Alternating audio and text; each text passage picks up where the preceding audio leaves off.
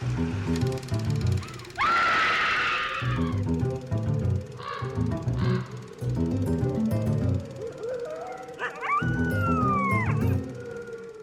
and welcome to Scream Scene, the horror movie podcast where normally we watch every horror movie ever made in chronological order, but once a month we cover a horror-adjacent movie ? My name is Sarah. And I'm Ben. Thank you so much for joining us. How are you doing, Ben? I'm pretty good. I'm looking forward to this episode. We are watching one of our all-time favorite things. Yes. We will be watching Over the Garden Wall from 2014, which is technically a miniseries, but everyone watches it as a movie, so that's why it counts. Well, it's 110 minutes long, so you can watch it in one sitting. It is possible. Yeah, the DVD says play all 10 episodes, so you can watch it as a movie. Sure, yeah, but it's not a movie. It is, however, horror adjacent, which is more than I can say for some of the other picks on your November list. I do think it would have been hilarious to be talking about Rudy right now, but in a way, Rudy is always with us in our hearts. But I am not surprised that Over the Garden Wall, one, given our listeners, given that it is kind of the most horror adjacent of the things on the poll that you offered for November, which was basically roughly fall themed. Not roughly, it was entirely fall themed. Listener, if you aren't sure what poll we are discussing, over on our Patreon, we have a monthly poll where people can vote for what they want us to cover. This month, Over the Garden Wall won. In a landslide. In a landslide, I will admit that. Next month's poll is currently up, and, we'll see what wins out for that. But today we'll be talking about Over the Garden Wall. Yeah, so if you want to be a part of those polls, you can head on over to patreon.com/screamscenepodcast. So, yeah, Over the Garden Wall is an animated miniseries for children that originally aired in 2014. It's 10 episodes. Each episode is 11 minutes long. And I just want to kind of say off the top of this episode, because I know that we have a reputation for context setting, and we have a reputation for really going in depth on things and exploring them and giving the backstory and explaining the cultural references. So I understand that that's kind of the reputation, and I bet a lot of people who voted for Over the Garden Wall were super excited to hear me talk about Fleischer cartoons and old postcards and things. So I just kind of at the top of the show want to say that for the sake of a monthly bonus episode of this podcast, which is otherwise not about Over the Garden Wall, it is sort of impossible to cover Over the Garden Wall in as much depth as I would like. To do Over the Garden Wall properly, it would need its own podcast with one episode per episode, a 10-episode podcast. Which those do exist. I did a Google. Yeah. I haven't listened to any of them, so I can't recommend one. But there are podcasts like that out there. Yeah, I'm not surprised. I remember when the show was new, there was a Tumblr account that would go through each episode and do a breakdown of all the references and show you exact pieces of art that the show was referencing and things. Unfortunately, that was 8 years ago, so I don't remember the name of that Tumblr account. But yeah, we've been fans of Over the Garden Wall for a really long time. I think we watched it the year it came out. Yeah, my friend Morgan, who works in animation, showed it to me and a few other people in our friend group, and I was like, Ben, you have to watch this. Yeah, so you convinced me to give the first episode a shot, and I was like, yeah, this is great. And we basically bought the show an episode at a time off of the Microsoft, off of what it was then the Xbox video store, and watched it. And I think we did watch it over the course of a couple days, 2 or 3 days, just fitting them in when we could. Originally the show aired over the course of a week, Monday to Friday, 2 episodes each night. Mm-hmm. But yeah, we watched it that first year. And I think we actually watched it more than once, maybe that first year. And then each year since, I think we've basically managed to watch it like every October ever since, usually in one sitting. Yeah, because it's just perfectly autumnal. And what I really like about it is when you watch it, it goes kind of through the seasons, right? Like it's like the beginning of fall, school is starting. We get deeper into fall, snow starts falling. Right, and then right. suddenly we're in the midst of winter. Yeah. True. Yeah. And like Halloween sort of happens like towards the end, but not right at the end. Yeah, that's a really good point. I'd never actually considered that. Oh, okay. That's really cool. Yeah, this time when we watch it, we're going to be showing it to a friend of ours who's never seen it, which is always a good time. We own the soundtrack. Yes, shout out to Mondo. I booked time like 10 minutes off in my work schedule so I could get the soundtrack when it was going to be released again. Yeah, re-released, yeah. Yeah, because they only do a certain number of printings of this vinyl soundtrack. But yeah, so you've kind of set up that like we're not going to be going into huge detail, but what kind of context will we be giving? Sure, so I think what makes the most sense is to kind of give context around the people who made the show and the production of the show itself. And we can maybe touch upon a little bit the inspirations and references. So the main person behind Over the Garden Wall is a guy named Patrick McHale. He created the show, and he was born in New Jersey in 1983 and graduated from the California Institute of the Arts, or CalArts, in 2006 with a bachelor's degree in character animation. His first job after graduating was as a writer and storyboard artist for The Marvelous Misadventures of Flapjack on Cartoon Network from 2007 to 2008. While working on that show, he met Pendleton Ward and joined him in developing his short Adventure Time into a series for Cartoon Network. When that show was picked up, McHale worked as the show's creative director for seasons 1 and 2 from 2010 to 2013. And he continued to contribute to the show like on a part-time basis, basically, until season 5. McHale first came up with the idea for Over the Garden Wall in 2004 while he was still at school. And in 2006, when he got out of school, he actually pitched the idea, then called Tome of the Unknown, as a possible feature film for Cartoon Network, which at the time was kind of considering maybe going into feature film production. The original premise of Tome of the Unknown followed two brothers, Walter and Gregory, who sign a deal with a devil named Old Scratch and travel the land of in-between to track down pages of a book of forgotten stories. The original tone of the series was a little bit more like scary and like adventure story than what we eventually got. Cartoon Network decided that they maybe didn't want to go into feature film production after all. So they asked McHale to retool the idea as a series with a 3-season outline. Now, McHale thought that, the storyline worked well for something episodic, but he had a really hard time basically getting the arc of the show to last 3 seasons. Like, it was really hard for him to imagine pushing it out for that long. And the project ended up being shelved anyway when he took on the role of creative director at Adventure Time. Then, in 2011, McHale began developing Tome of the Unknown as a short for Cartoon Network's Shorts Development Program, which was basically a program that the channel ran for creators to make shorts, obviously, but shorts that would also potentially serve as pilots for new shows. And specifically, these shorts would get shown to audiences so that Cartoon Network could judge fan response as part of deciding whether they would go to series or not, rather than just it being a completely internal process. Unlike the other shorts produced by the program, which debuted online, McHale's Tome of the Unknown screened at film festivals. Designed as a pilot episode entitled Harvest Melody, it features the brothers Wirt and Gregory, along with a talking bluebird named Beatrice, traveling through a forest called the Unknown in search of the Tome of the Unknown, a book containing all things that have been forgotten.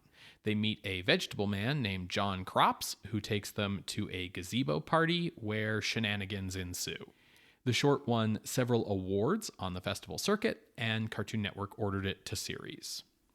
When developing Tome of the Unknown into a series, McHale decided to drop the quest for the book plotline in favor of a simpler story about the two boys simply being lost in the unknown and looking to get home, which would allow for a more looser episodic feel, allowing like a greater range of stories to be told. He wanted some episodes to be like scarier and some to just be goofier and kind of that range of moods.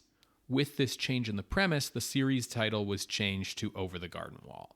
Although, in the final episode, you can see in the epilogue one of the characters reading a book called Tome of the Unknown. Initially, McHale envisioned it as an 18-episode series, but it was cut down to 10 episodes for budget and time constraints.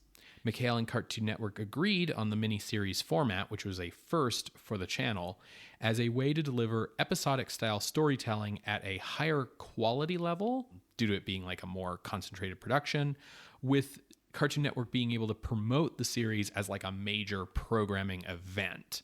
So it sort of has the ability to have the structure of being episodic while having the like pizzazz of a feature film. Right, exactly. And that kind of feeling of like, this is a one and done story. Like this is a single unit of thing, but still episodic. So as I mentioned, it aired as 2 11-minute episodes each day from Monday to Friday in 2014. The show's voice cast retained the actors for Wirt and Greg from the Tome of the Unknown pilot, but the rest of the roles that managed to continue, which were basically just the narrator and Beatrice, were recast, and the show was filled out with many other notable celebrity voices, including, really, the voice of Wirt, who's a celebrity voice. Yeah, as Ben set up, Over the Garden Wall follows these two half-brothers and their pet frog as they wander through the unknown, the woods, meeting and joined by a bluebird named Beatrice and the reoccurring woodsman character and the beast following them through.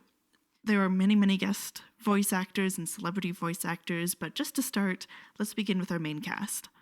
Wirt is a gnome-costumed teen who's skilled at clarinet, and he is played by Mr. Frodo himself, Elijah Wood.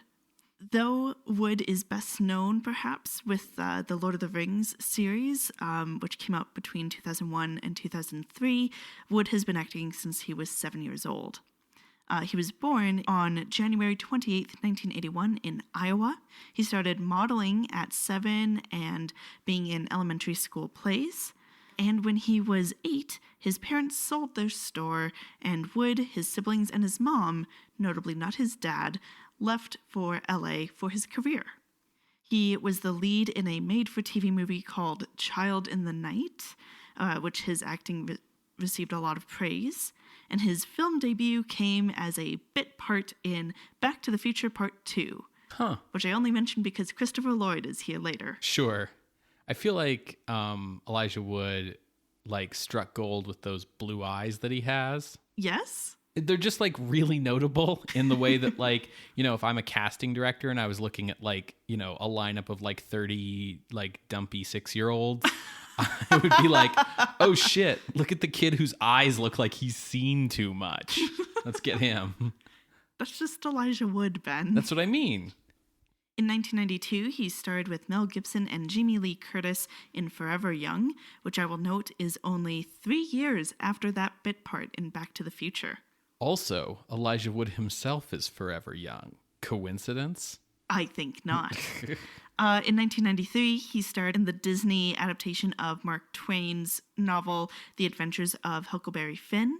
He starred in Flipper in 1996, which I believe was my first exposure to him. And, you know, he had consistent work all through the 90s when he landed the role of Frodo Baggins for Lord of the Rings in 1999, filmed the series all as like one movie and then released over the next 3 or 4 years. Now, he avoided being typecast as Mr. Frodo because everyone fucking loved it. It was he was. Did he win an Oscar for being Frodo? I don't believe so, but like the movie. Oh yeah, like Return of the King won did. a ton of Oscars. Yeah, it's a really great performance. Like he is so key to those movies working. Absolutely, and he's only 20. Yeah. Which I think is key as well because it kind of shows. Anyways, this isn't about Lord of the Rings. Okay, No. He avoided being typecast by going into weird stuff after. Yes. Which is also the route we've seen, like Daniel Radcliffe and Robert Pattinson kind of went the same way, just go into real weird shit. So, for example, 2004 saw him in Eternal Sunshine of the Spotless Mind, and in 2005 he was in Sin City. Oh God, he's so good in Sin City. Yeah, like not gonna lie, it's a lot. That was weird. That was like the first time where I was like, oh man, Elijah Wood, okay. But like that also I think shows that like I think he really likes horror. He does. Though I don't know if I would call Sin City horror. No, but his role in it is like a horror villain. He also avoided typecasting by transitioning into voice acting. Now, his earliest voice roles began when he was 21 in 2002 with the direct-to-TV film Adventures of Tom Thumb and Thumbelina, in which he played Tom Thumb. And then he also was in TV episodes of Franklin, King of the Hill, American Dad, Robot Chicken. Sure. In 2006, he played Spyro in a trilogy of series, the Legend of Spyro series. And, of course, in 2006, he had another major lead film role in Happy Feet. Oh, yeah. You forgot about Happy Feet? I forgot he was in Happy Feet. He's the lead dude. Yeah. Okay. He also voice acted in as the title character in the 2009 movie 9. And in the 2010s or so, he kind of switched to doing some other things. Namely, being a producer and also getting into DJing. Wonderful. He started DJing. He's in a group called Wooden Wisdom with his friend Zach Cowie. Apparently he's like really good. As a film producer, a lot of that kind of came through this project he did, this studio that he formed with his friends Daniel Noah and Josh Waller called The Woodshed, which in 2013 changed its name to Spectre Vision, and they specifically produce horror films. They've produced 2014's A Girl Walks Home Alone at Night, 2018's Mandy, and 2019's Color Out of Space. Oh, okay. I didn't know that was Elijah Wood's company. Mm-hmm. Cool. He's done many others, but those were the ones that I was like, oh, Ben will really like this. Yeah. Everyone loves Mandy. I like Color Out of Space better. Now, he does still do feature films. He does still do acting. He's not just a sit-at-the-desk kind of producer. And it's always going to be about having fun on some not necessarily good movies, like 2012's Maniac, which was also a horror movie, and 2015's The Last Witch Hunter. Mm-hmm. In 2013, he voiced Wirt in Tome of the Unknown, and then returned for the miniseries Over the Garden Wall. Currently, he is still producing movies, voicing video games like Psychonauts 2, and having many TV and web series cameos. I really want him and Daniel Radcliffe to be in something together. Absolutely. Yeah. Playing Wirt's half-brother Greg is Collin Dean. He was born January 8th, 2005, and so he was 8 years old when he was cast in Tome of the Unknown. Now, when he was cast, he had minor voice acting credits such as additional voices, though he did appear on the Funny or Die web series Will Ferrell and Zach Galifianakis Debate Children. Now, Dean got his foot in the door at Cartoon Network with Tome of the Unknown and did voices for Adventure Time, notably as Tiffany. Yeah. Yeah. Which is hilarious because totally different from Greg. Very different type of character, but that's great. That's great. I love that he's also Tiffany. He returned as Greg for the miniseries and then would continue voice acting, such as in 2015's Halo: The Fall of Reach. He was the lead in the series The Loud House from 2016 to 2018. Good for him. And has done some feature film, like in 2015's Krampus and 2017's House Shark. He is currently 17. I guess it's just like it makes sense that he's 17, but it's also just kind of weird to think about. Yeah, so he's like 9 9 or 10 Yeah. when we hear him in Over the Garden Wall. Yeah. Which must be a trip for him, going back and hearing himself. Yeah. Especially because, like, he's also playing a character, so who knows how he's kind of adjusting his voice at the time. For sure. Playing the pet frog eventually named Jason Funderburger is Jack Jones, American singer and songwriter.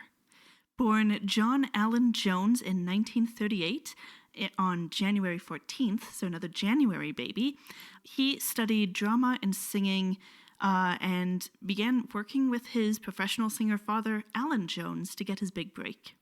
His first big solo hit was 1961's Lollipops and Roses, for which he won a Grammy for the Best Pop Male Performance. Roses and lollipops and lollipops and roses.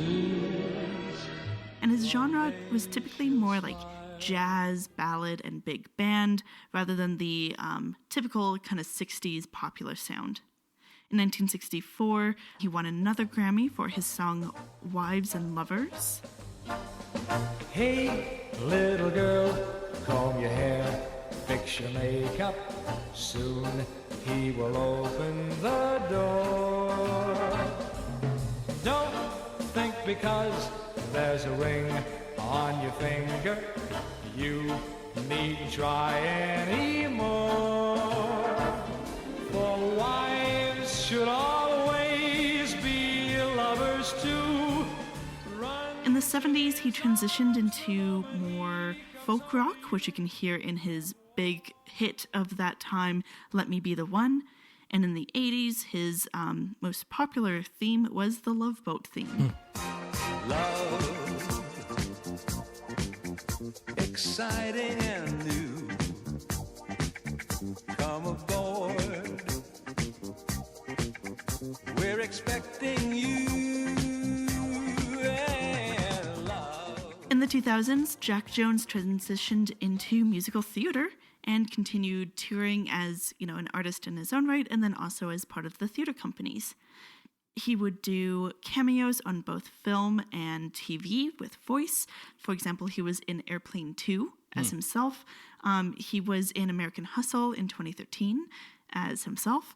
And in 2014, he was in Over the Garden Wall, notably as, the frog, and as the narrator and the singing voice of the frog. Yeah, because I feel like it's worth pointing out that the reason he's the frog is because the only time the frog speaks in diegesis is when he's singing. That's also the narrator. I know. But the narrator's kind of a non-diegetic voice, right? But the narrator we only hear when the frog is on screen. Yes, Ben. yes. The frog is the narrator. Okay. Agreed. Because the frog is also singing at the start and end of the series. But I just mean within the diegesis, the only time we see the frog speak is when he is singing. Mm-hmm. He's currently age 84. Now, Beatrice the Bluebird is voiced by Melanie Lynskey the human. In Tome of the Unknown, Beatrice was voiced by Natasha Leggero, but was recast for the miniseries. Lynskey was born May 16th, 1977, breaking our January streak, and she was born in New Zealand.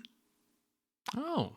Her big break came in Peter Jackson's 1994 film Heavenly Creatures, when the casting director came to her high school to see if any teens wanted to audition. She was 16, and she won the Best Actress Award at the New Zealand Film Awards. Wow. After university, she landed the lead in the 1997 film The Foreign Correspondent. Her third role ever was in 1998's Ever After as Cinderella's stepsister. And then in 1999 in But I'm a Cheerleader. Oh. She also starred in Coyote Ugly in 2000. So a lot of other movies, but these are the notable ones, the names that really stood out to me. So she was like an indie darling, basically, around the turn of the millennium. Yes, and continues to be. Yeah. She had consistent work in indie films and in a TV miniseries titled Rose Red in 2002, which was written by Stephen King.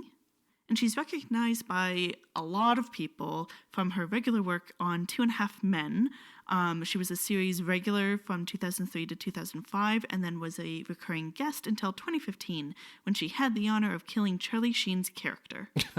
Now, she would do this sitcom to basically pay the bills while continuing to work on these typically lower budget indie films. Got it. And she would, give interviews saying that basically she wouldn't be able to do one without the other because of like how regular the work and paycheck was with the TV show. Mm-hmm. Some of these independent films include 2006's Flags of Our Fathers, which was directed by Clint Eastwood, 2009's Away We Go and Up in the Air, and 2012's Perks of Being a Wallflower.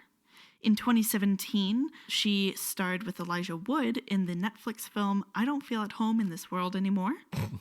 And most recently, she has seen much acclaim, like just a shit ton of acclaim, on the series Yellow Jackets since 2021.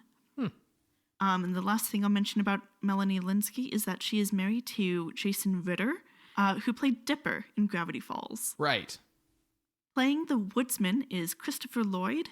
We've talked a lot about Christopher Lloyd in our past horror-adjacent episode on the Addams Family. Right, yeah.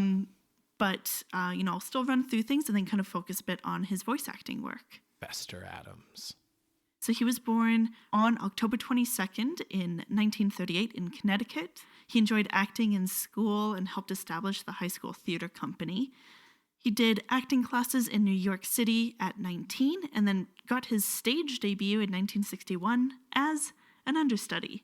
He saw consistent staged work through the next bit of time, but his film debut came in 1975's One Flew Over the Cuckoo's Nest, and kind of his big break for being recognized by like the average person came in the TV series Taxi as the ex-hippie cabbie, and this ran from 1978 to 1982, and he won 2 Primetime Emmys for his role.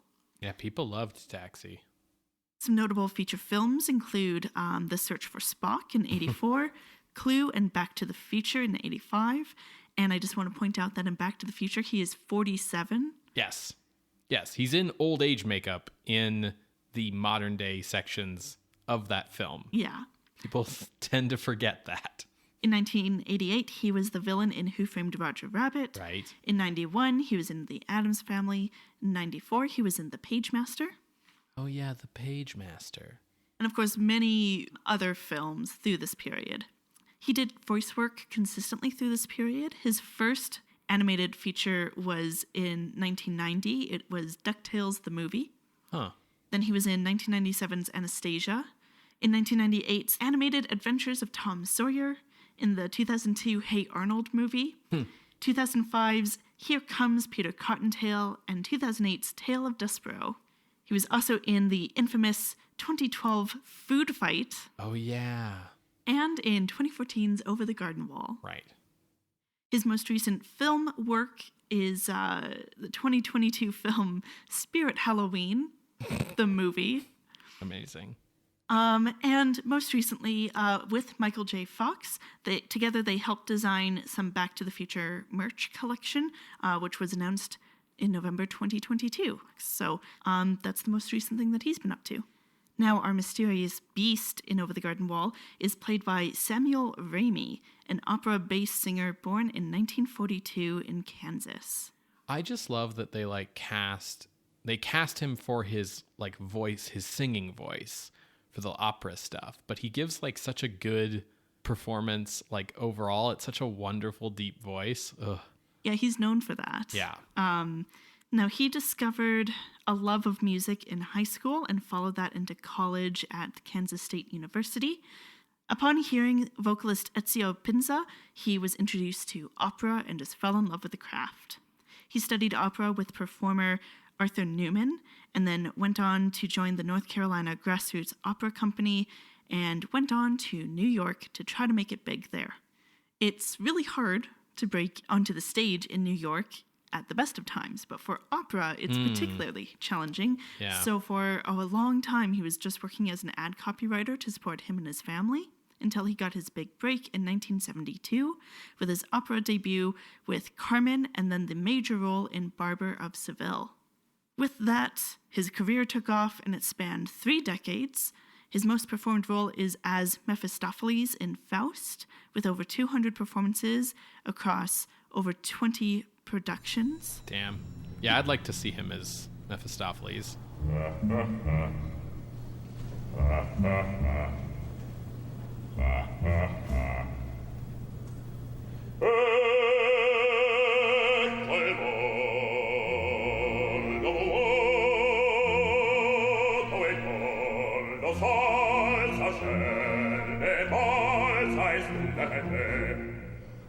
He is the most recorded operatic bass in history, and he had sold-out tours through the 90s. At age 80, he's continuing to perform. He just loves the craft.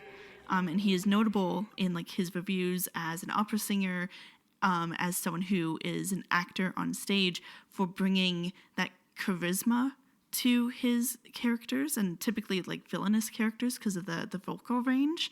So yeah, what you're noticing about his role as the Beast definitely is characteristic of what he does. So those are who I would call our main cast. Right. We have many additional voices, such as John Cleese as Quincy Endicott and Adelaide, Tim Curry as Auntie Whispers, singer-songwriter Chris Isaac as Enoch, singer and actress Shirley Jones as Beatrice's mother, jazz musician Jaron Blindboy Paxton as the Highwayman, and opera soprano Deborah Voigt as Queen of the Clouds. That's kind of cool. Because, Well, the music is so integral to Over the Garden Wall, so I love seeing that they cast musicians for sure for these roles, even when it would be more than just the split of talking versus singing. These people play both parts. But also towards the end of the series, the Queen of the Clouds and the Beast kind of vie for Gregory's soul, and they're both opera singers. So that's cool. Yeah. So with Pat McHale serving as the creator of the show, executive producer, head writer, all of that kind of stuff, showrunner. In terms of the animation, the show's supervising director was an animator named Nate Cash, and he was born in Utah in 1976 and began his career on The Simpsons as a character layout artist. He moved to Cartoon Network to work on Powerpuff Girls, and from 2006 to 2011, he was a writer and storyboard director on Nickelodeon's SpongeBob SquarePants, which is kind of his biggest hit thing that he's worked on. After SpongeBob, he worked on Adventure Time from 2011 to 2014. He succeeded Pat McHale as creative director on Adventure Time. And then after Over the Garden Wall, he worked as a writer and storyboard artist on Star versus the Forces of Evil and as a producer on Thundercats Roar. He was also attached to the Bone animated film before Netflix canceled it. The show's aesthetic is largely informed by Americana before the Second World War. Washington Irving stories, old Walt Disney and Max Fleischer cartoons, vintage Halloween postcards, old children's book illustrations, and the landscape of New England in fall. The show's art director was Nick Cross, a Canadian animator who has worked for Nelvana, Nickelodeon, and Cartoon Network over his career. I think he got his start on Rupert. Oh, nice. So very British Rupert. Yes, but very British, but animated by Nelvana in Canada. Yeah. Since Over the Garden Wall, he served as art director on shows like Infinity Train and Craig of the Creek. The music of the show is similarly based on pre-1950 musical styles and was created by the nouveau folk band The Blasting Company.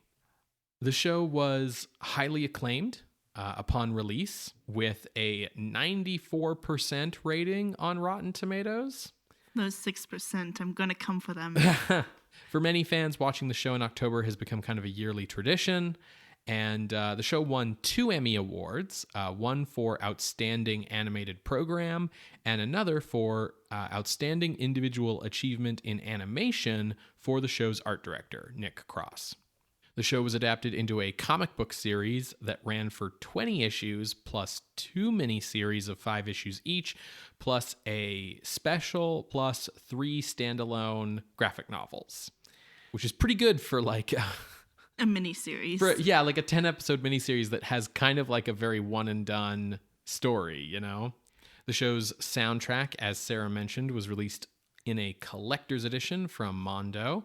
In addition to that collector's soundtrack, which, as Sarah mentioned, was put out in like a very limited edition on vinyl. You got to really be quick on the draw to get those. But you can also get it like digitally much more easily. Also, Mondo put out, even in a smaller, like, I guess, print run, you could say, than the vinyl record, they released a cassette tape called For Sarah that's just like Elijah Wood doing like poetry over like classical music. Clarinet. Yeah, and clarinet, exactly. Yeah. Amazing. And the show's DVD release includes the original pilot, creator commentaries, and a composer's cut where you can watch the show with just the visuals and music, which sort of shows you again how important the music is to Over the Garden Wall. Aside from the DVD, the show is also available on iTunes, the Microsoft Store, and Amazon Prime Video. Since Over the Garden Wall, Pat McHale has continued to contribute to shows like Adventure Time and Gravity Falls, and recently he co-wrote Guillermo del Toro's Pinocchio and is currently writing the Redwall movie for Netflix. Yes, I'm so fucking excited, Ben, about the Redwall movie. Just... Sarah likes Redwalls, fucking folks. love Redwall. So that's about all the preamble I've got for you here, Sarah. Okay, well, I'm looking forward to watching this and, of course, showing our friends who haven't seen it before, showing it to them. It's always a treat. So you're going to hear a brief musical interlude, and when we come back, we will discuss Over the Garden Wall from 2014, created by Patrick McHale. See you on the other side, everybody.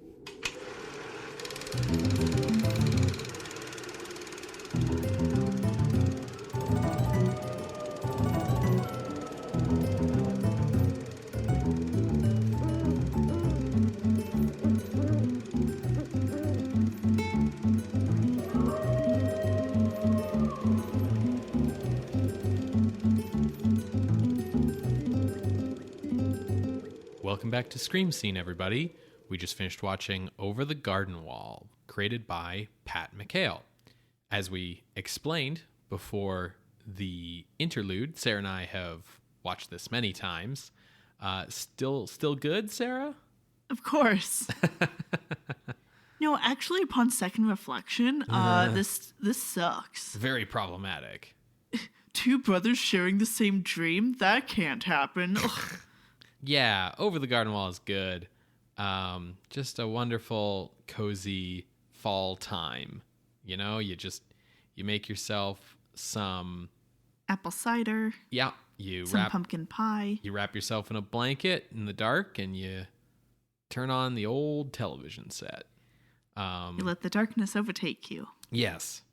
So, like, you know, I've shown this to some friends. You've shown it to some friends. It was recommended to us by some friends.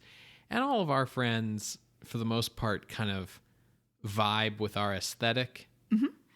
But like Over the Garden Wall is like a very heavily aesthetic show in some ways. And the first note I have for post-watch is that I'm a slut for aesthetic. Yes. Hence why I like this movie, this miniseries. Yes.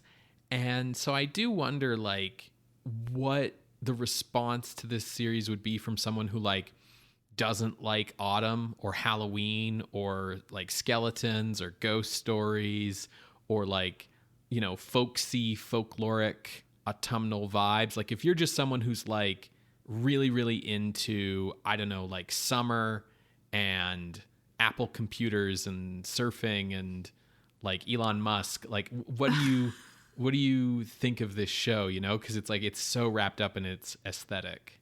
Well, here's what I'll say. One, this miniseries is made for people who like the aesthetic. Mm-hmm. And it's okay for something to not be made for everyone. Yes. And it's okay for things to not be for some people. Yes. Two, I think there's enough here in terms of the storytelling that a person who might not be a slut for aesthetic like me would still probably get into it. I think they might have a harder time because the aesthetic definitely sets the mood, brings you in. Right. But if you're not actively hostile to something like that, like if kid program nature of it kind of puts you off, so you might have a harder time coming in. Like we tried to show this to your parents and they bounced off of it by the third episode which is like the most kid one. Yes, it's the most kidsy one. And my dad just has a really low tolerance for like really kidsy things. But I think if he had been able to stick it out, I think he would have enjoyed it by the end. Yes. But no shame if someone doesn't stick it out. There's enough media out there that it doesn't have to be... Everything doesn't need to be for you. Exactly. Yeah. I think that definitely if you are already into the aesthetic, your buy-in is, easier, right? Like if you have a Nightmare Before Christmas t-shirt and you listen to like Decemberists albums, you'll probably vibe into this really easily. Yeah, absolutely. I remember the first time, like when you showed me the first episode and you were trying to like be like, yeah, we should watch this. The thing that got me to buy into it was that the first episode shows that the show is willing to be scary. Mm-hmm. So like in the first episode, there is the wolf that has been mutated because it ate a black turtle, and it's got like the big glowing rainbow eyes, and it's black, and it's like leaking oil and stuff. And there's that moment when like it just presses its face like too far into the barrel that Greg is hiding in, and like is roaring like right into the camera. You have beautiful eyes. Yeah. Greg like almost never gets scared basically through the whole show. Like he's got a very whimsical view of everything. I think that's one of the closest times, but even then it's like, yeah, you have beautiful eyes. But like they were willing to push the scariness with that wolf right in the first episode. And they kind of like pull back on the show being that dark and scary for a while. The second chapter is spooky, but ultimately it turns out everything's fine. But that willingness to be scary right off the bat helped me really buy in to what the show was doing, because then it was like, okay, so it's got some teeth. The wolf, that is. Yeah, I don't think the beast has teeth. But with like the Pottsfielders in the second chapter, Lorna in, I think, chapter 7, that's the girl with the evil spirit inside her. And then, of course, with the beast as well, who I actually think the beast is a really effectively scary villain. I really like the beast, and I think he's really, really well designed and scary. That willingness to be scary is one of the things that got me into the show early on and sort of kept me watching, because like hot take, I think it's good for children's media to be scary. Yeah. There was I believe a Twitter thread, as Twitter is on its last legs, about like talking about how scary a children's program should be. Or I think they were talking about movies in particular. And yeah, there needs to be something that kind of spooks you a bit. It doesn't need to be the whole thing. Yeah. But even Dumbo has the pink elephants on parade that like it spooks you because there's just a lot going on. Kids like to be scared. There's definitely like a line that you can cross, right? Because there's definitely been cases of children's movies with like kids that left crying and stuff because it was just too much for the whole movie. But I do think that the moment when a kid's movie turns scary tends to be the moments that people remember.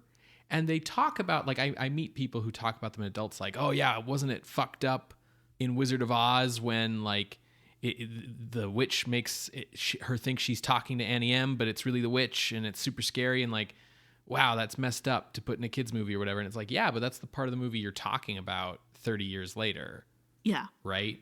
So yeah, I like kids media that's willing to push things. I think when you get too wrapped up in the idea of like, oh, we can't scare the kiddies, you end up with stuff that's like very safe and kind of bland and boring, right? And forgettable. Yeah.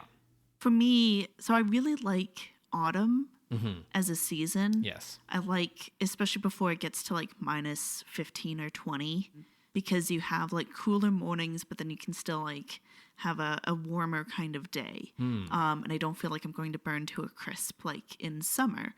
I like the change of the seasons. Of course, you have Halloween, but there's also that melancholy that comes in. And just as I'm a slut for aesthetic, I'm a slut for melancholy. Yes. It's just a thing that's always been around me. Maybe it's seasonal affective disorder. Maybe it's just standard depression. But fucking love that melancholy because it gives me permission to be sad. Yeah, I think the part of the show that sort of admits to the melancholy, like tells you that's on purpose, right? There's a moment in the second episode where it's like right at the end and like they're leaving Pottsfield, and as they're heading back into the woods, the camera follows this leaf that is blowing and then it gets caught in a fence and it's like billowing against the fence, and the music is perfect and everything.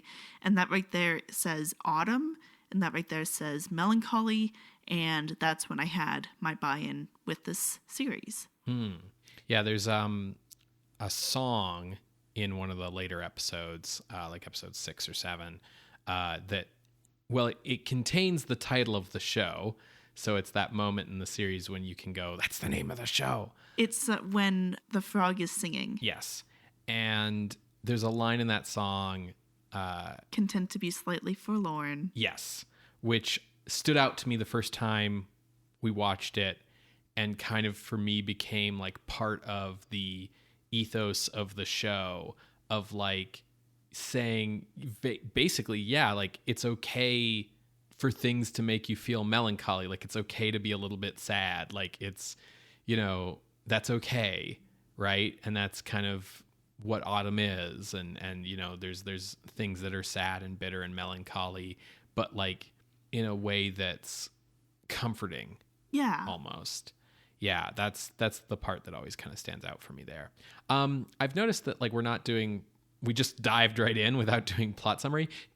Should we do plot summary or? Yeah, no, I have it all prepared. Okay. I'm sorry, Sarah.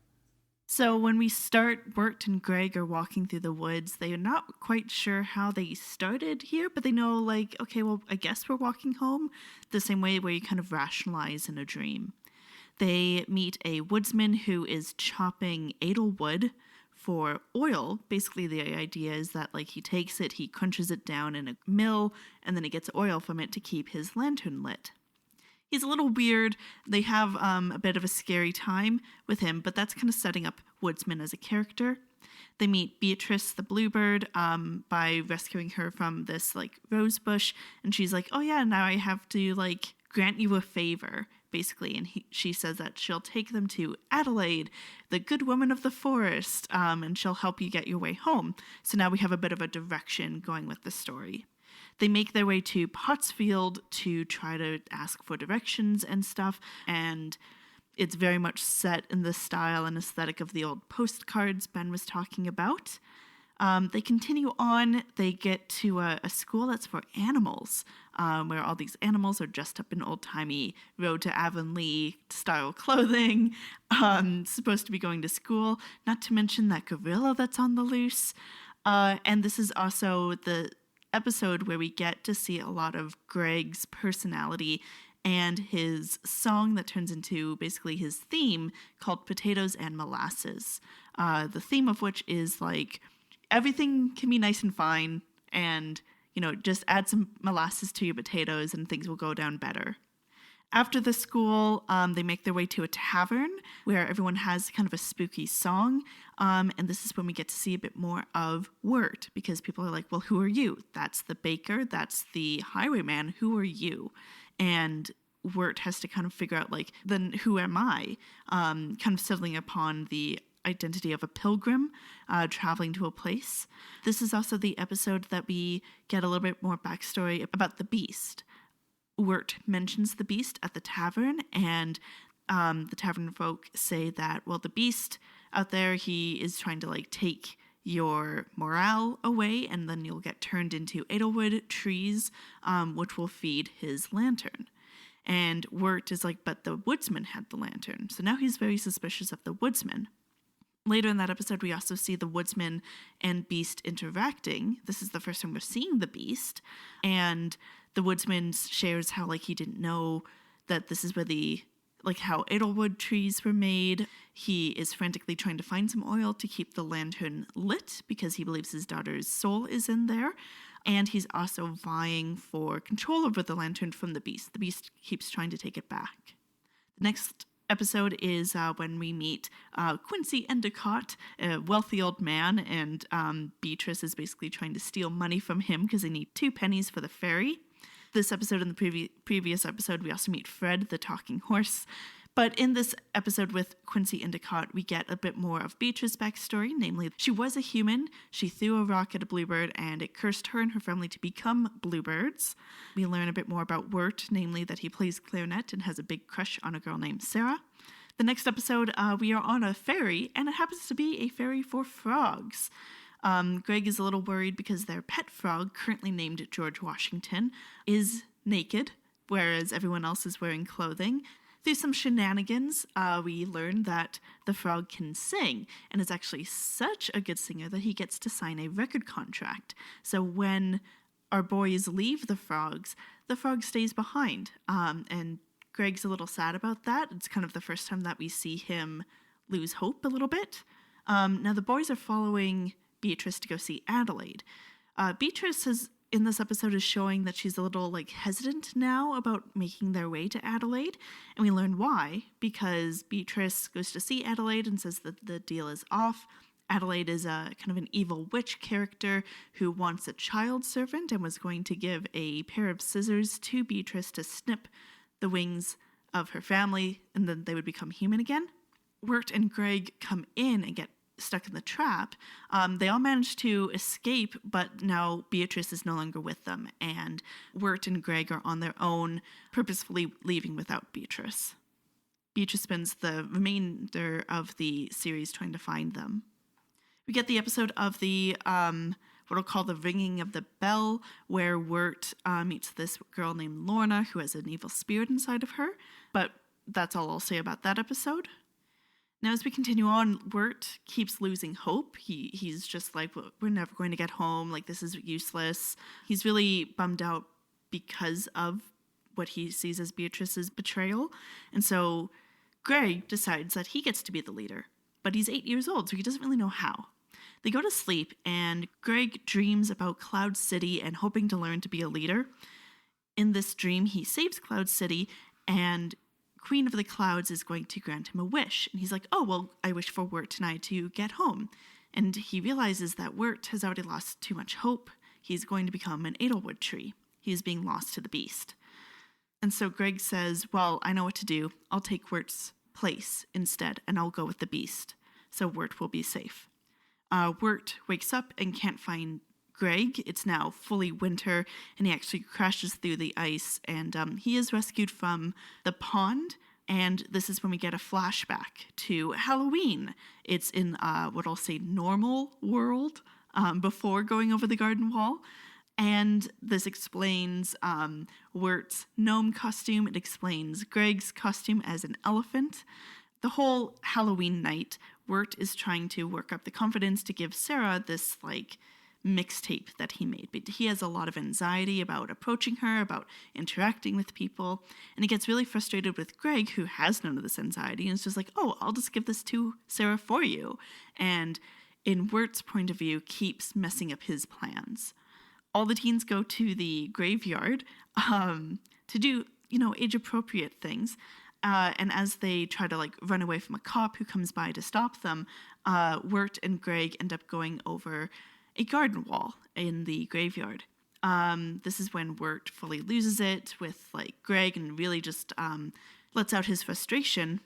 And this is also when they find the frog. Suddenly a train comes by, and we see that the boys are tumbling down a hill and fall into a pond.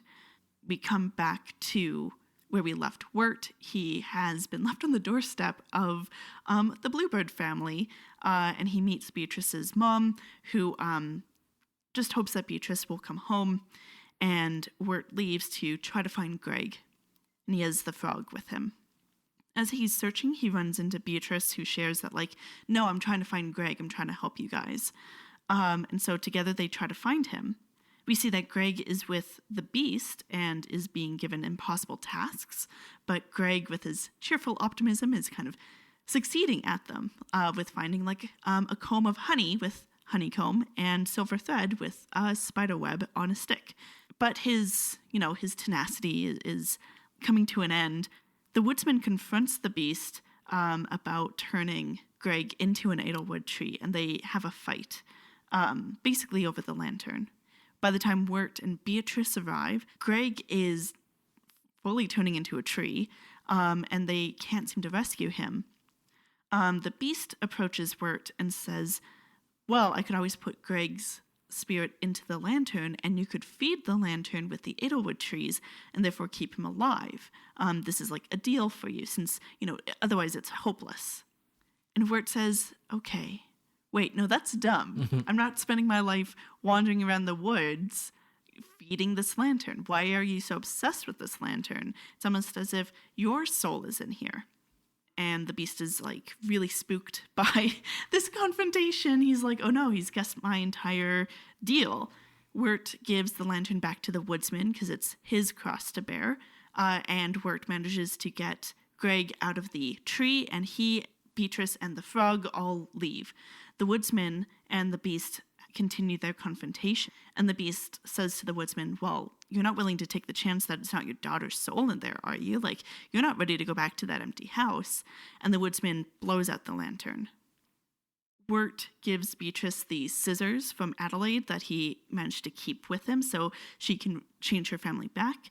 And then Wirt and Greg wake up on the shoreline, and an ambulance comes to get them, and they wake up fully in the hospital. Greg is fully telling these stories as if they really happened, and Sarah tells Wirt that, like, yeah, I found this cassette, but I don't have a cassette player, so I guess we can listen to this together. And so it seems like all's well that ends well. Now, as Greg is holding aloft his frog, who has just been named Jason Thunderburger, he's, like, holding him about, and earlier the frog had eaten the bell that rings, and it glows when it rings. And as he's shaking him in the hospital, it is also glowing in his belly. So was it all a dream? And then we get some vignettes about the people who we met in the unknown woods, and showing them like what's happened after the boys met them. So Beatrice is with her family. Everyone's human again. The woodsman is at his home, and his daughter is there, and everything is good. The end. So I know that that's like a bit of a whirlwind. Yeah, I mean, we're talking about like summarizing 10 different episodes. Yes, which all have like their own stories and subplots and characters and so on. So, it's a little bit different than summarizing a movie.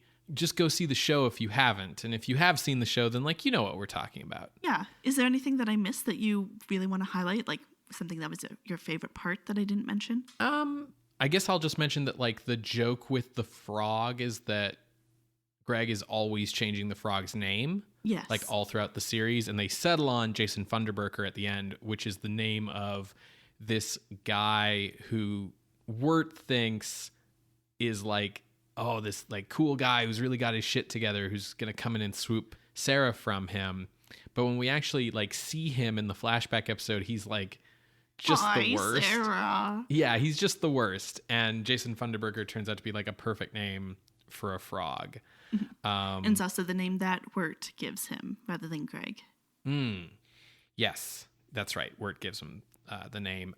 Wirt's also like when they wake back up in reality, it's not, they don't just like wash onto the shore. Wirt like wakes up and swims and rescues Greg and them, because Wirt's arc through the show is basically going from being someone who's just like so crippled by anxiety he can't really just like make decisions, and he blames Greg for everything, like you mentioned, that we see in the flashback episode. But that's even established like very early on when they first encounter the woodsman and fight the wolf and the mill gets destroyed, and where it's like, yeah, it's just my stupid brother, he's always getting us into trouble. And the woodsman's like, no, you're the elder child, he's your responsibility, like you need to be the leader. Wirt basically has to learn that, right, over the course of the series, and has to kind of learn that, he's got to take care of things and overcome that anxiety to have the confidence to, be the hero, right? Because often like Greg has that confidence just because he's a child. Like, he has the confidence of just like not understanding consequences to actions. Yeah, and also just a child who isn't going to worry about what other people think. Yeah. Like the kind of confidence you see an average 8-year-old having. Right, exactly. I do think like it's really funny when Greg gives himself over to the Beast, because he's almost like the perfect foil to the Beast, because the Beast is like, "Have you brought me the golden comb?" And Greg's like, "Yep." And he's like, "This is a honeycomb." Like, or like he wants him to capture the sun in a teacup. So Greg like sets it on top of a stump so that when the sun sets, it will set into the teacup, and things like this. Just the right level of whimsy to foil the Beast. Right. Yeah. The first time that I watched this, I remember feeling a little frustrated at the schoolhouse episode, the third episode, because it's like, well, what are we doing here? Like, the cool animals, I guess, but like, why are we here? Right. But you need that episode in order to establish who Greg is, and also to establish the heartbreak when Greg is being turned to wood. Yeah, and that episode also like gives you Greg's sort of outlook on life, which is very different from Wirt's, right? Like, Greg's thing is, why can't we just have fun?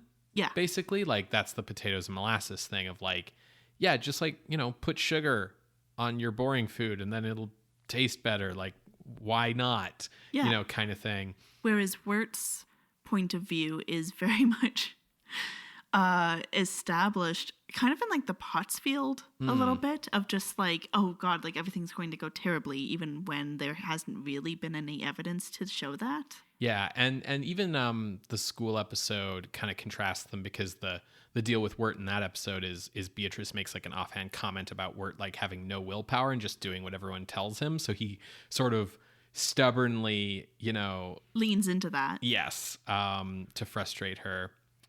The vocal performances for the whole show are really excellent.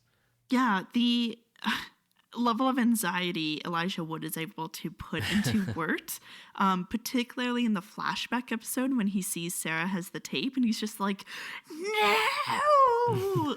It's so well done. And so Wirt will sometimes go on these like poetic ramblings to himself of like, is the dove never to meet the sea for want of the mountain? Yeah. Whatever that, like, dude, chill the fuck out. Yeah, but yeah. he does it so sincerely. Yes. It's really well done. I think Christopher Lloyd gives a really good performance as the woodsman, because he just like really sells it. He really sells the woodsman character as this like person who exists in the unknown. And I think that like grounds a lot of things, because he's the first person you run into, right? And he doesn't play the woodsman like a cartoon character, but he understands as well that he is a folklore character. Like, yes. The woodsman is not a psychologically complete person. He's the kind of character you run into in like a fairy tale. And Christopher Lloyd understands that really well, how to perform that character and have you buy into him when, like, the woodsman's been at this for years apparently, without realizing that like it's the beast's soul in the lantern, not his daughter's. He can't go back to that empty house because he can't stand being alone. So he doesn't know that his daughter is just like there at the house. And so he chooses to be alone in the woods. Right. I completely agree. And how he could be conceived as one note, Christopher Lloyd still brings a lot of like emotion to the performance. Yes. Of like when he realizes that the Edelwood trees are made of children, or like lost souls. Yes. I think that it's the difference between a folkloric character and a cartoon character, because the woodsman is this folklore character, and so Christopher Lloyd like grounds him. He's a person who exists even though he doesn't like, he exists to serve a role in a story. Whereas, for example, like at the tavern, we meet all these characters who are basically like Chaucerian archetypes. Yeah. And they're cartoon characters. Like, they don't have any defining feature to them other than their profession. Baker and tavern keeper. Yes. And tailor. Yes. The other voice actors are uniformly great. We talked already about how great the Beast is with his voice. I just love his voice. I love the Beast's design, which reminds me a lot of this indie platformer game for Xbox that years ago now, like maybe 2006, 2007, that was really, really took the world by storm for a brief amount of time. Limbo. Oh, yeah. Where you're like this. It's black and white. It's black and white, and the characters are like black silhouettes against like a gray, misty background. And ultimately, the way we see the Beast is he's always just like in the dark, in the shadows. He seems to be almost like made of shadows. He's just this dark silhouette with these glowing eyes until there is a split moment at the end of the show when the lantern gets shone on him, and you have to like freeze frame to really see what's up there. He almost looks made of the Edelwood trees, which have like screaming faces in them. Mm-hmm. Yeah, I think the design of the Beast, I think the design of all of the characters we meet is really neat. Like Adelaide having her own like thing about like the yarn and stuff. And you were telling me how her design is based off of one of the witches in like the original Wizard of Oz books, and that's partly why she like melts from the night air. But in her dialogue, she says she's tied to the Beast and like hears his whispers and his calls. So it's really interesting how there's like mythology that is hinted at, but we're not going to actually get full glimpses of. Yeah, everything's very interconnected in a way that I think appeals to like the internet fan of a show like this, right? And I really like the twist, even though you can kind of see it coming, but the twist of Lorna being like possessed by this thing that will eat the boys versus Auntie Whispers, because you think, oh, Auntie Whispers with that kind of name, with the look of her, the way she like slurps down a turtle, everything about her screams like, oh, this is going to be the bad character. She's voiced by Tim Curry, for fuck's sake. Like, it's going to be a bad time. But it's actually like she's just trying to do her best in like taking care of Lorna. Yeah, I don't know. There's complexity here that's more than just like, you know how a folktale will seem simple and then you dig into it and it's like you uncover the root system. That's how this feels. Yeah, absolutely. All of the character designs really feed off of the, you know, aesthetic of the show in one way or another, and kind of the roots that the show has aesthetically, whether it's that kind of, you know, sort of Sylvan folklore of the woods kind of stuff, or just the Americana or what have you. So speaking of like the deeper meanings and things, right? Like, so the show has a lot of running themes, anxiety, right? Fear, depression, loss of hope, grief, death, all run through the various stories. And I think, you know, the show ends up kind of saying like, you know, it's okay to be sad. It's okay to have grief, but you can't let it consume you. The show also sometimes shows really effectively that the stuff that you're grieving over, like maybe you're making a mountain out of a molehill. The flashback episode does a really great job with that, where we're at Halloween with the boys, right? Yeah. And also how like, this is going to sound so dark, but there is joy in death. In the sense of like there is joy in something ending. It's okay for things to end. And I'm thinking of the Pottsfield episode in particular, because it's like people have died and then their skeletons get reborn and they get to wear vegetables.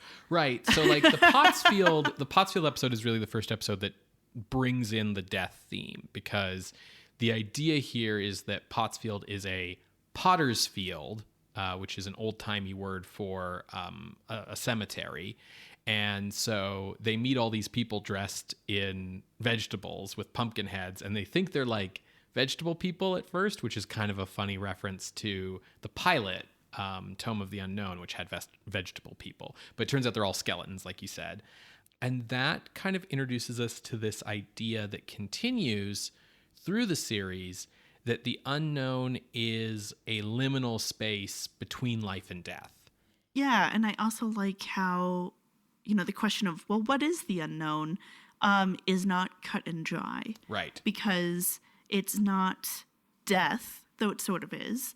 It's not a dream or a fantasy location, though it sort of is, because there are like names like Quincy, for example, or Bill, who the school teacher is like fawning over. Those names are dropped in the flashback. So it's like, oh, you hear a name and then you dream about it later.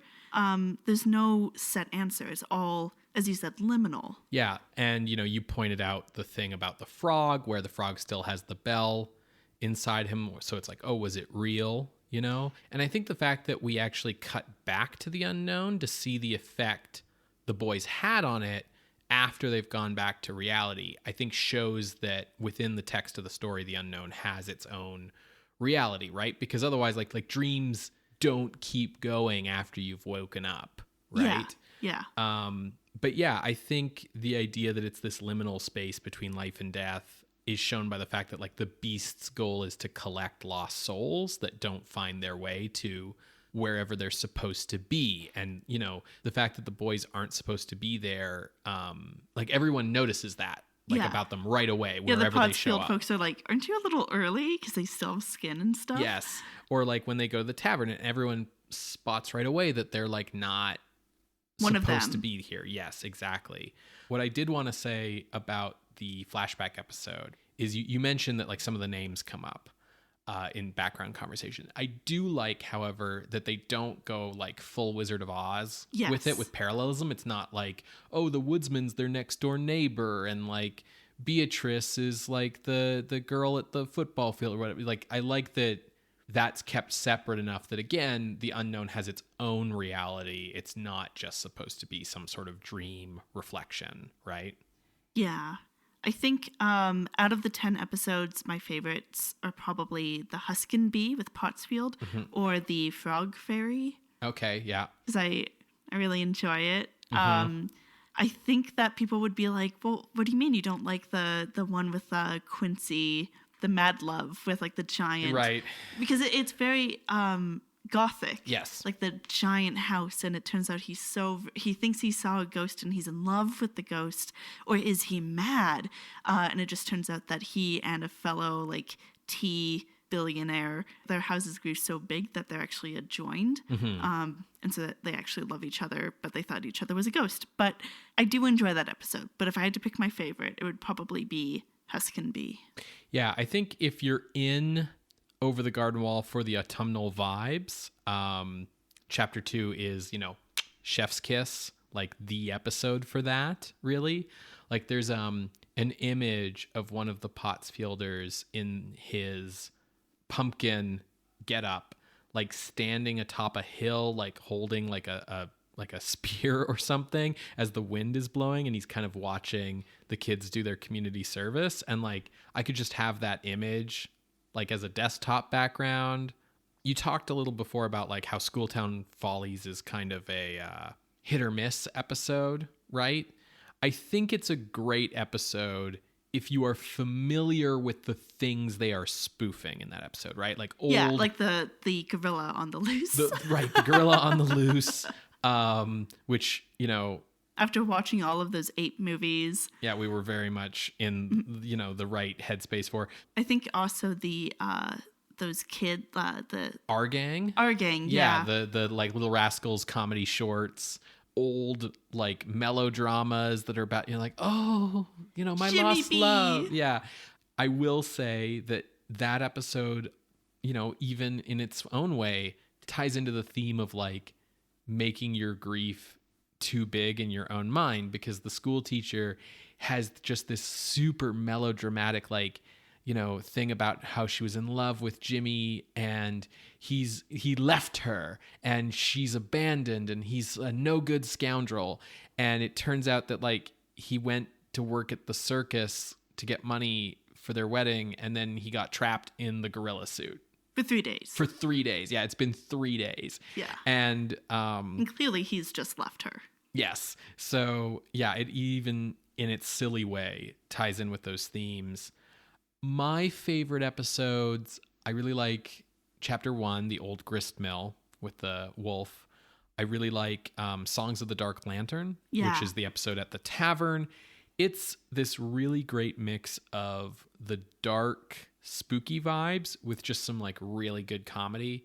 And a lot of really neat animation choices that are like calling back to like Minnie the Moocher style of animation. Yeah, the Tavern Keeper, for instance, is very much just based on Betty Boop, right down to her voice. And the Highwayman is Cab Calloway in those old Fleischer cartoons, right down to the like weird, spooky, rotoscoped dance sequences.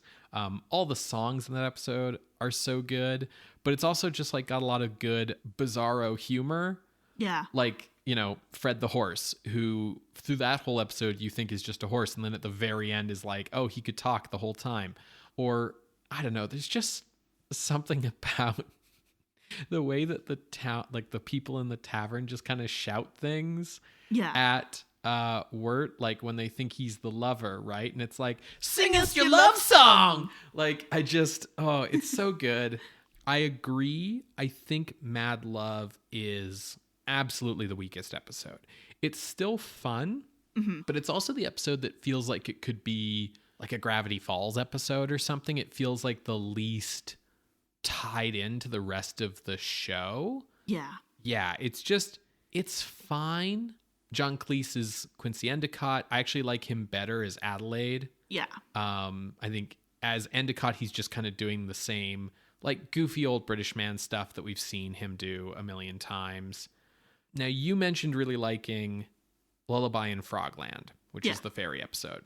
The thing about that episode for me is that it feels like two episodes put together. Like for me, it's the biggest holdover, the biggest sign of like that 18 episode plan that they had to cut down to 10, because it's really weird that we get like half of that episode is shenanigans on the ferry with the frogs, but the back half of that episode is Adelaide. And it's really weird that we've spent all this time traveling to Adelaide.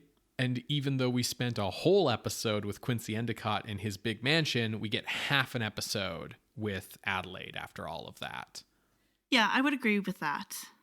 Ultimately it doesn't hurt the show that much. Like, we don't need to spend that much time with Adelaide. But to me, it just feels like this was two episodes that got joined into one, isn't it? Right?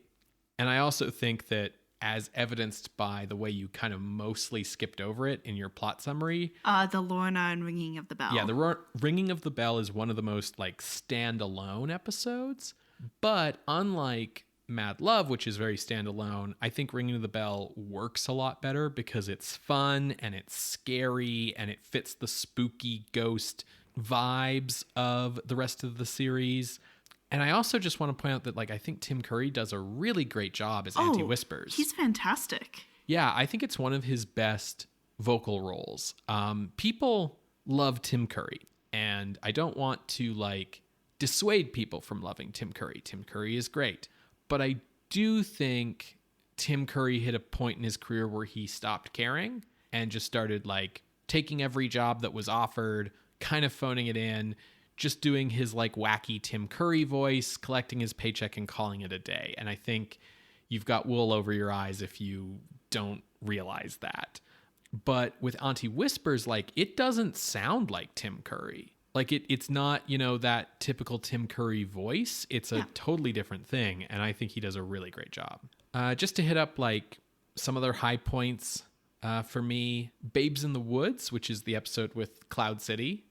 Very good. Very good. So it also references old Fleischer cartoons like the Tavern episode did. Also kind of Walt Disney. If you've seen cartoons from the 30s, that episode will make a lot more sense to you. Just the certain idiosyncrasies of not just the character designs, but things like...